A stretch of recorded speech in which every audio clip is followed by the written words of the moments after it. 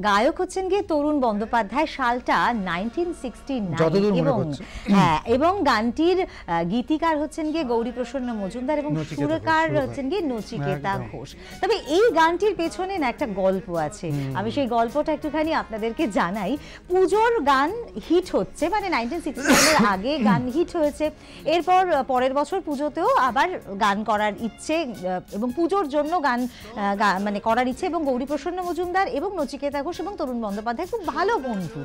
এবারে যথারীতি সে সময় একটা মানে চল ছিল, যারা গায়ক তারা কিন্তু নিজেদের পছন্দ অনুযায়ী গান গাইতে পারতেন, এবং তিনি পুজোর জন্য গান করবেন ভেবে তিনি গৌরীপ্রসন্ন মজুমদারকে বললেন কথা লিখতে।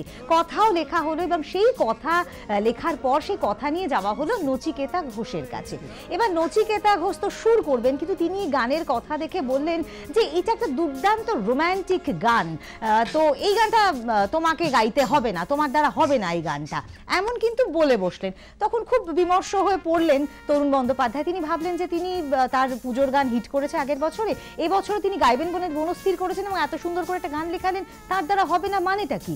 তখন নচিকেতা ঘোষকে খুব পেড়াপিড়ি করা হলো। তখন তিনি বললেন যে দেখো, এটা একটা আদ্যান্ত রোম্যান্টিক গান এবং তোমার মাথা জোড়া একটা টাক, এই টাক মাথায় কোনো রোম্যান্টিক গান কিন্তু হবে না। যদি তোমার মাথায় টাক না থাকতো তাহলে গানটা গাওয়া যেত, কিন্তু তোমার মাথায় টাক। তখন ভীষণ মন খারাপ হয়ে গেল। কিন্তু মানে তরুণ বন্দ্যোপাধ্যায় ঘর থেকে বেরিয়ে গেলেন।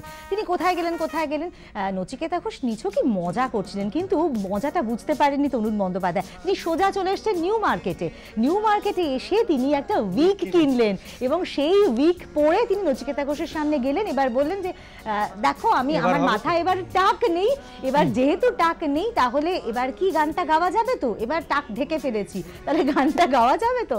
তো এটা যে নিছকই একটা মজা ছিল এমনটা বুঝতেই পারেনি।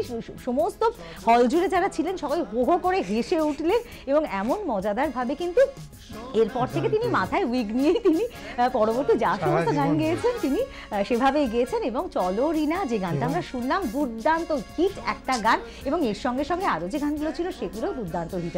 কিন্তু ভাব তুই একবার একদম, এবং সব থেকে বড় কথা না, এই গানগুলো এত হিট। এবং তরুণ বন্দ্যোপাধ্যায় আমি বাবা জ্যাঠাদের মুখে শুনেছি, মানে কলেজ ফেস্ট এইসবে মানে প্রচন্ড, মানে শ্যামল মিত্র, তরুণ বন্দ্যোপাধ্যায় মানে তাদের একদম মানে আনপ্যারালাল তারা, একটা বাপ রে বাপ।